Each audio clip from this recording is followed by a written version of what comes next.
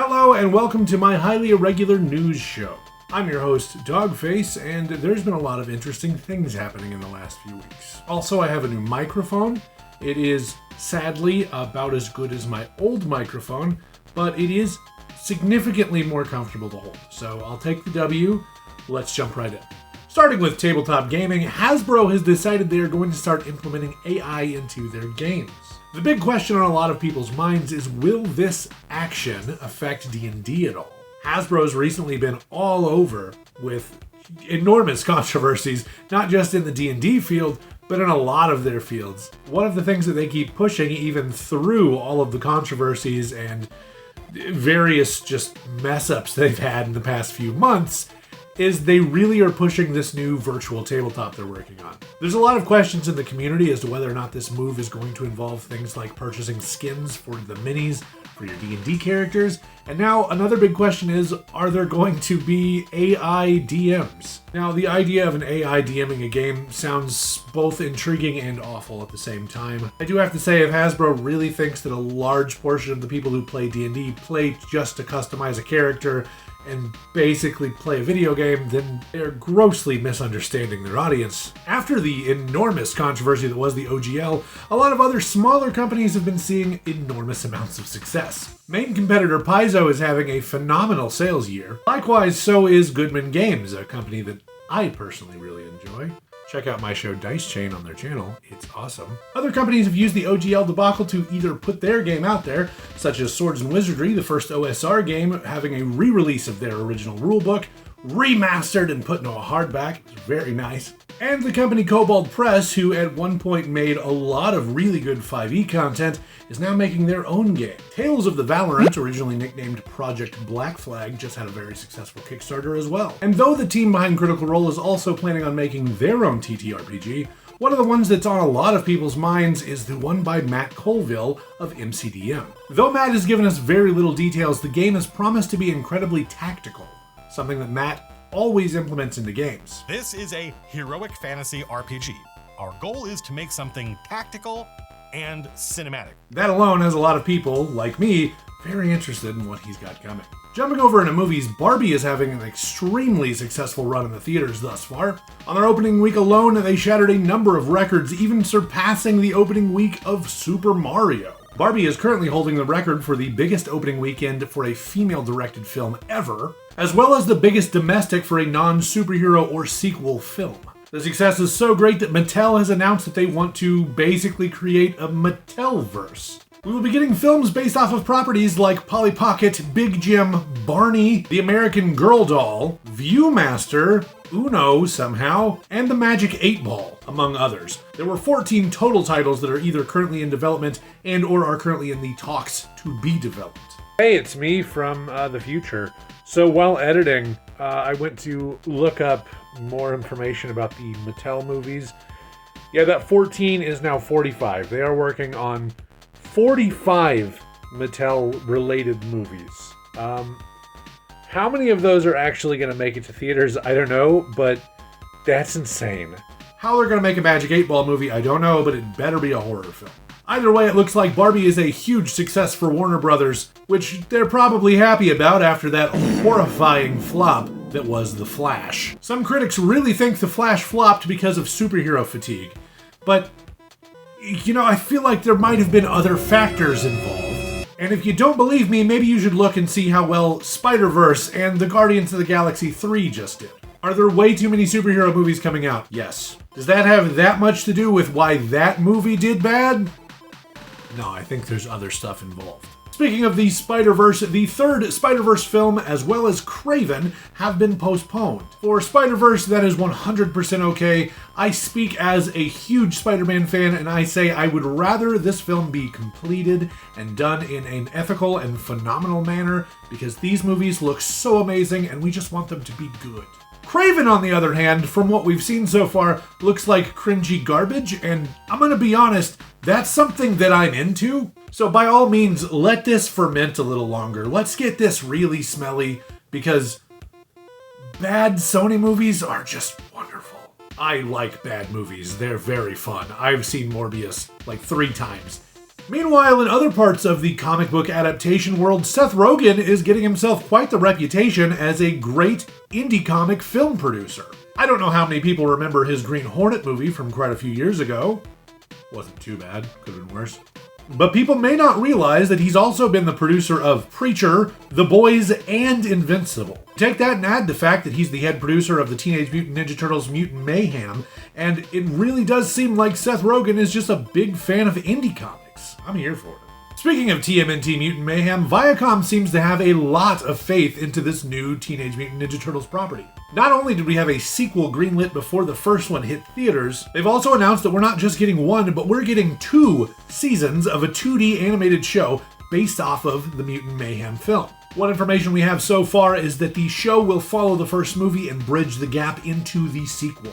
The voice cast from the first film will be in the show as well as in the sequel. How many of them are bridging into the show, I'm not sure. The 4 main turtles have already been announced. I do not know if they're getting Jackie Chan for the show or not. I certainly hope they are getting him because I saw the film and he is phenomenal.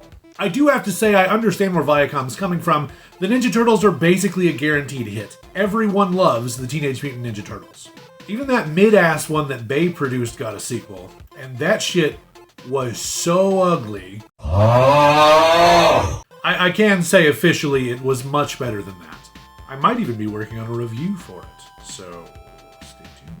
Jumping over into shows, The Witcher is officially on hiatus until further notice. But something that a lot of people are speculating on based on Netflix's track record is they might be using this as an excuse to go ahead and cancel it now.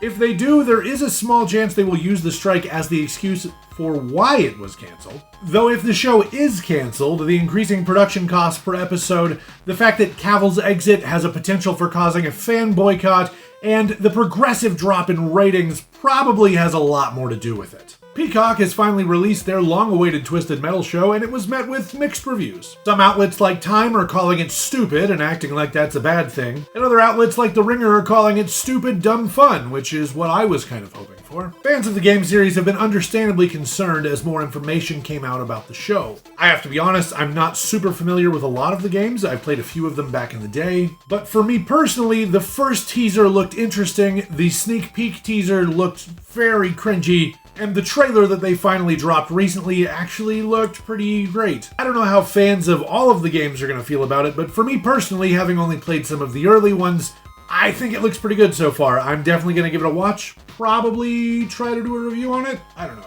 Either way, it seems like shows based on video games are really on the rise. Not only have we had announcements on shows based on properties like Assassin's Creed, but recently Netflix announced they wanted to make an anime-style adaptation of the Dark Souls games. Now, knowing Netflix original animes, this could be really good. The adaptations they did in Castlevania as well as in Cyberpunk Edge Runners were both phenomenal instant classics. But we have to remember Netflix also did the anime adaptation of Dragon's Dogma, and that was unwatchable garbage. Jumping into anime last month, the summer season kicked off. Jujutsu Kaisen reminded us why it's an absolute peak example of good shonen, and the show Zom 100 breathed some much-needed life into the zombie apocalypse genre. Yes, that pun was intended. But the surprising hit for me this season that I honestly expected to be garbage is the surprisingly decent isekai reincarnated in another world. Now I wander the dungeon as a vending machine.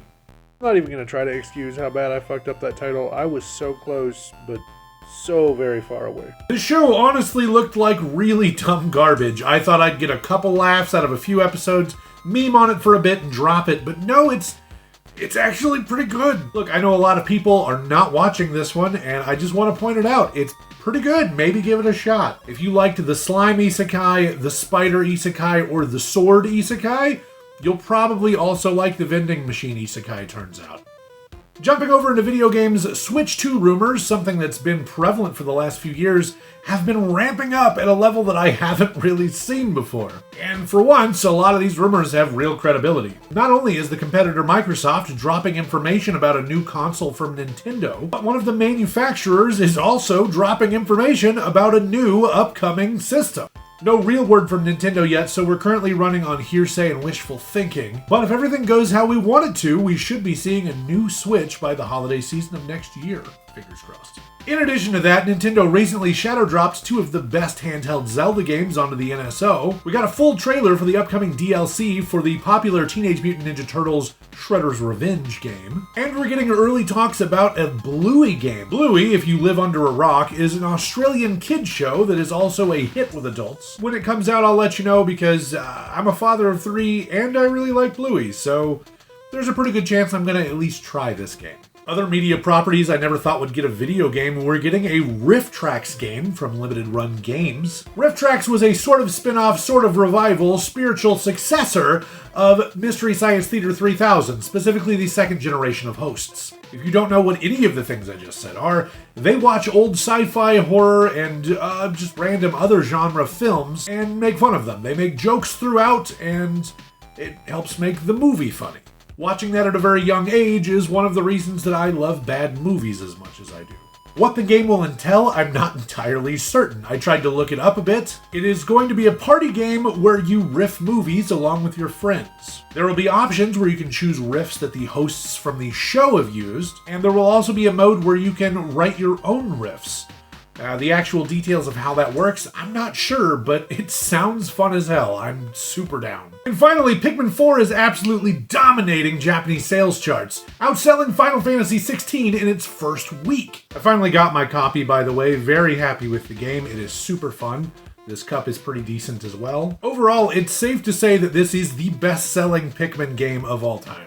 Not only has it already outdone the other games in the series, but it's been number 1 on the Japanese charts 2 weeks in a row. Overall, July and the beginning of August have been pretty wild. There are plenty of things that have happened that I just didn't have time to cover. Baldur's Gate drops this weekend. I'm hoping to have some information for you guys about that soon. Now, if you like this and you want to see more nerd news like this, let me know down in the comments. Like I said before, I'm kind of just doing that throw everything at the wall and see what sticks tactic right now. So if you want to see more stuff like this, just let me know, seriously. I try to reply to every comment that I get, and it really does mean a lot when someone bothers. So thank you to everyone who has so far, and I'll see you guys next time.